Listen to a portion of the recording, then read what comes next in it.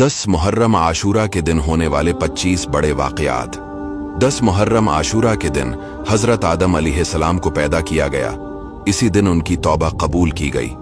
इसी दिन उन्हें जन्नत में दाखिल किया गया। इसी दिन अर्श, कुर्सी, आसमान, जमीन, सूरज, चांद, सितारे और जन्नत पैदा किए गए। इसी दिन हज़रत इब्राहीम अलैहिस्सलाम पैदा हुए। इसी दिन उन्हें आग से नजात मिली। इसी दिन हज़रत मूसा अलैहिस्सलाम और आपकी उम्मत को नजात मिली और फिरौन अपनी कौम समेत डूब गया। इसी दिन हज़रत ईसा अलैहिस्सलाम पैदा किए गए। इसी दिन उन्हें आसमान की तरफ उठाया गया। इसी दिन हज़रत नूह अलैहिस्सलाम की कश्ती जौदी पहाड़ पर ठहरी। इसी दिन हज़रत सुलेमान अलैहिस्सलाम को मुल्क अजीम अता किया गया। इसी दिन हज़रत यूनुस अलैहिस्सलाम मछली के पेट से निकाले गए। इसी दिन हज़रत याकूब अलैहिस्सलाम की बीनाई का ज़ाफ दौर हुआ। इसी दिन हज़रत यूसुफ अलैहिस्सलाम गहरे कन्वे से निकाले गए।